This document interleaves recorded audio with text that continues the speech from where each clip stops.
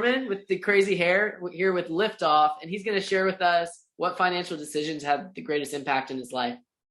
Nice, man. Thank you so much for having me. I really appreciate it. At first, I thought I was with Andrew, but actually I'm with Josh. Shout out to Andrew. I love it. I got to say, I just want to say shout out back to you first and foremost, because he's on the hustle, slid into my DMs, and here we are. So, the biggest financial decision I can make, I think, not looking for money from VCs or money from people that just care about the bottom line. I think if you can go and if you're going to start a business and if you're going to do something for yourself, if you can find a way to be able to start off with like bootstrap, just boots on the ground, bootstrap, do whatever you got to do.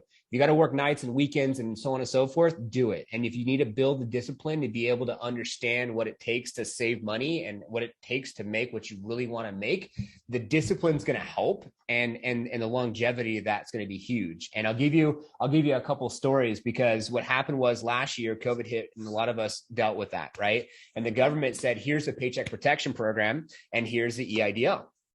Fantastic, right? Free money practically. So we applied for the EIDL and we received that. And then we applied for the EIDL for the disaster loan and got denied at first.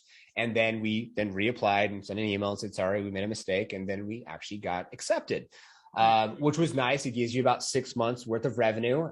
This year has been a huge breakthrough year for us. But last year, I think I generated over $167,000 in additional income.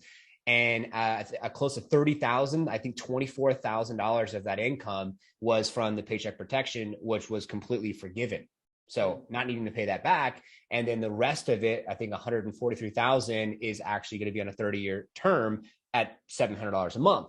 So if it wasn't for me being bootstrapped and then maybe taking a small loan and then you pay it back, you have higher interest, you're paying maybe daily, you're paying maybe weekly, it's painful, it sucks, but that's what we did to be bootstrapped on the ground to get to a point now where we basically are like, bootstrap on the ground, debt free, look at our P&L, we're bringing in more that's going out. So now we're starting to see that our income statement's going up, and we now paid our first payment with EIDL, and now it's on hold because of the COVID and everything else going on. And that would have never have happened if it wasn't about having the self-discipline it took to get to that place. And just having that mental mindness and awareness of like, a lot of people like to do that. Like, oh, let's just get funding. Let's just get funding. Let's get funding. And then you might get in bed with someone that you can't stand or someone you don't want to work with. And then it can go bad. It can go south and bad really quick.